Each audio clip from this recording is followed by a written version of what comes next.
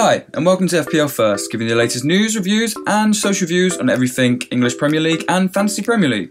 In this episode today, I'm going to be doing my English Premier League Round 7 preview, and I will also talk a little bit about who you should put as your captain potentially, and also the transfers ins and outs and players to watch for this game week. If you missed my live stream yesterday, I actually did a live stream on my wildcard, and it was quite interesting to get some of your feedback in terms of players that I should potentially put in my team or not. So if you missed that, I'll put a card up above if you want to watch that first. And if not, then let's get into the episode.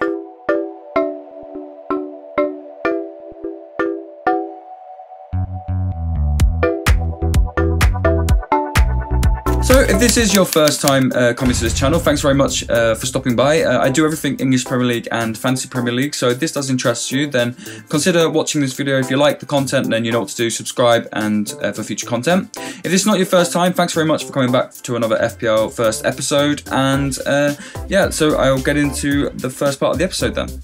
So to begin with, let's take a look at the English Premier League Game Week 7 fixtures, and a game which a couple of weeks ago most people would have had Man United down for definite favourites and to win this game. It might have changed a little bit after West Ham have got a draw against Chelsea in their last game and then an away win against Everton in the game before that. It seems like Pellegrini's found a good system for the players he's got, and it seems to be working recently. So although this game on paper looks like an easy win for Man United, I wouldn't be so sure in thinking that that's going to happen. I think West Ham at home, they did really well last time out against Chelsea, so they could do really well again this week. A really exciting game is Arsenal-Watford. You know, Arsenal will, they've done very well at home under Emery. They've kind of made it a fortress so far. But Watford have been the shock surprise of the Premier League so far this season. They had an unbeaten game of 5 runs. So yeah, I don't think this is going to be such an easy game for Arsenal. So it'll definitely be a game to look out for. Everton Fulham will obviously be a pretty tight contest, so that'll be interesting. You'd expect Spurs to beat Huddersfield away from home quite easily. Man City will probably beat Brighton by a lot of goals, and this is obviously something you need to consider maybe if you have Aguero in your team as a captain. Newcastle away at Leicester away at Newcastle will be a tough game for Leicester, but I just think that they will have too much, especially with Vardy back and in form. I think he's going to have too much for Newcastle's defence. Wolves at home to Southampton. I think that this could be a good game, and I think the Wolves are probably going to edge this. They seem to be on better form. They seem to be doing quite well this season, even though they only got promoted. So yeah, I think the Wolves could be potential winners in this game. And then you've got Chelsea and Liverpool. What a game to win the Saturday fixtures. Really hard to call, and I will be talking in more in depth about this game because it is the best game of the weekend. Looking on to Sunday's fixture, it's only one, which is Cardiff against Burnley. It doesn't look like a thriller, no offence if you support those teams, and it just doesn't interest me that much. And Monday's fixture is Bournemouth against Crystal Palace. It'll be interesting to see if Crystal Palace can keep up some form that they've had recently. And I think Bournemouth are going to be looking to bounce back with a pretty big win because they got embarrassed by Burnley in the last game week. So yeah, I think that'll be an interesting game to see. So undoubtedly the best game of the weekend definitely lies on the late kickoff on Saturday, which is Chelsea hosting Liverpool. If we look at what the stats say, they've both won one of the last 5 and then drew the other 3. So, you know, it's definitely going to be a very tight contest. Both teams are yet to lose in the Premier League this season, with Liverpool maintaining a perfect start. However, Chelsea did fall short last week against a pretty resilient West Ham team. So be interesting to see how they bounce back against Liverpool, but this is going to be an amazing fixture. I kind of think there's going to be lots of goals, and I'm really expecting big things from players like Hazard and Salah. Now, actually, I took Salah out of my team as of yesterday when I played my wild card, and I had all my reasons for doing that in that video, so if you want to see that, obviously go back and watch that. But I think that he will still be a key player for Liverpool. Maybe not so much in the FPL, he might not get the points that other players have been getting recently, but he definitely is going to be such a big influence on their team, regardless of the FPL points. And then there's Hazard. He only got 3 points, I think it was, against West Ham. So he's obviously going to be wanting to prove a point again after having such amazing form in the 2 weeks before that. So be interesting to see Hazard and Salah, how they perform in this big game. So moving on to what is always the toughest decision of every game week, and that is who do you select as your captain? Now, I'm going to start with the Arsenal striker who's on form, that is Lacazette.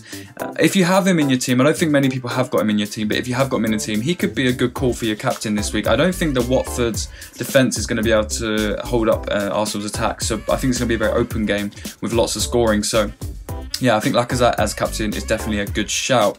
Another player who you could have as your captain is Harry Kane. He has had a bit of a dip of form recently. He's not been showing what he's capable of late, but you can never write Kane off, and you know, he could be a very good choice for captain this week. My third choice is the player I just mentioned before in Salah. Obviously a massive game against Chelsea. Can he perform this game? Who knows? Like, he's still in a lot of people's teams. So if you do have him and you want to put sort of utmost faith in him, well then, good luck to you. But I just don't see him getting that many points. Even though he's performing in the EPL, he's not performing so much in the FPL, so that worries me. Last captain pick on this would be Hazard. Now, I had him captain a couple of weeks ago, I think it was, and he got me a lot of points. I was really happy with that. But I just think because of the opposition being Liverpool have had a really good start to the season. Nice defence, it looks like. They're not going to concede too many goals. Therefore, I just think that Hazard, this week, he could be captain, and if he is in your team, then good luck to you. But as I have Sergio Aguero also in my team, therefore, my captain for this game week will be Sergio Aguero. Now, I think this week, with Man City playing at home, they showed last week against Cardiff away that they're just full of goals right now. Aguero is always in the thick of the action, and I just think that this week as well, they have an easy opposition at home. I think that it's going to be a walkthrough for Man City again, so I expect Aguero to be in the thick of the action, scoring or getting assists again this week, so he is my captain. So let's take a look at my team. So here it is. So I've got Hennessy in goal for Crystal Palace. I'm not too sure if he'll keep a clean sheet, but he'll definitely get a lot of saves.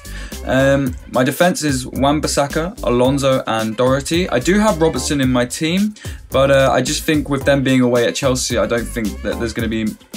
I don't think he's going to get as much space and opportunity as he normally does. So it could be a risk, and I might actually change that before the deadline. I might actually put Robertson in for Wan-Bissaka, because that is a big risk putting him in for the fact that the Crystal Palace have got an away fixture. And Doherty is because Wolves have got quite a nice fixture at home, and I think that he's the most attacking option in the defence, and he also, with his price, is obviously good. Like I said though, I have got Robertson that could potentially come in, so I'm not 100% sure, but as it stands, this is my defence. Moving on to my midfield, I have Hazard, and then when I played my wildcard yesterday, I did bring in Ricardo, Madison and Fraser. So I've got those four. I have also got Milner on the bench who can come on, but I don't think I'll play him this week because I just don't think that he's going to get the sort of space or opportunity to create assists or anything like that. I think he's going to be playing a much more defensive role. And then moving on to my attacking force, and I have Aguero, Mitrovic and Vardy, with Aguero as my captain. Now, I have really big hopes for Vardy this week against Newcastle. I think that if he shows his pace and his sort of kind of eye for goal, I think he's going to get a lot of points.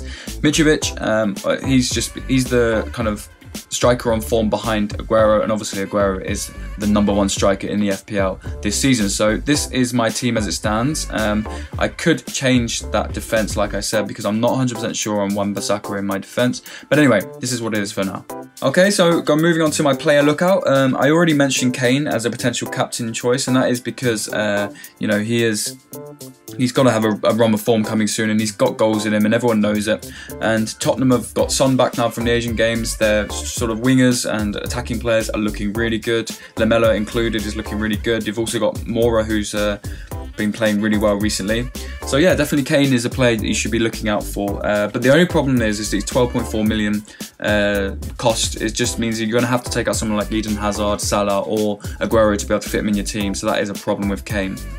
Another player who I've brought in is Ricardo and Madison into my team. I think that Ricardo's got a lot to prove since he got that red card and suspension. So I think that he's got a big game in him this weekend, and I feel like he can be pivotal for Everton in that midfield. Madison away to Newcastle. I think he's got the ability to break them open, and I think that with Vardy now in form in front of him, there's a good chance of assist. And you know, he showed last week he can score from free kicks as well. So yeah, Madison is definitely a player to look out for. Morrison as a cheap option could potentially come into your team. I'm not convinced by him personally, but he is an option if you want a cheaper kind of player, just at 4.9 million.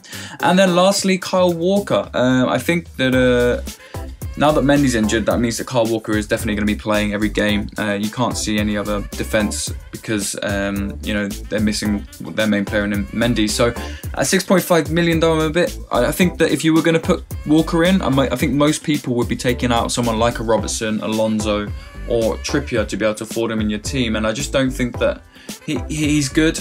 And he is getting points, no doubt, but I think that, for example, if you have Alonso in your team, you wouldn't take him out for Walker. If you have Robertson in, you wouldn't obviously take him out either. So, yeah, Kyle Walker, keep a lookout for him, but he has got an easy fixture at home this game week. If you look at Man City's fixtures in the future, though, they have a pretty, it's sort of good game one week, then a hard game the next week. So I would be sort of it would be a bit of a risk putting in Walker into your team at this stage. Alright, let's take a quick look at the transfers in, which is always a good sort of idea to see what other players are currently doing in the FPL. So Madison is top of the list with 152,000 transferred in. I think that just reflects his form currently. He's doing really well, and the fact that Leicester have got some really good games coming up. Mitrovic, because he is the number 2 striker currently in the FPL, so that's obvious why he's there. Fraser as well, he's the lowest cost at 5.9 million midfielder, but his points of 41 is a very, very nice return. I think only Mane and Hazard have a better return, if I'm not mistaken. A player of controversy this week, and I've seen loads of people commenting about him on social media, and that's Alexander-Arnold, and I will be doing a kind of review of him in the next part of this video. So I'll move on, and that's Wan-Bissaka, because he's got 9 points in his last 2 games, which meant that he got 2 clean sheets and 3 bonus points both time. I'm not convinced that Crystal Palace will be able to keep a clean sheet this week, so I can understand why people are putting him in their team before his price goes crazily high, but at 4.3 he's still a very good defender, and he definitely should be someone that you look out this week to see if he can perform away from home with Crystal Palace.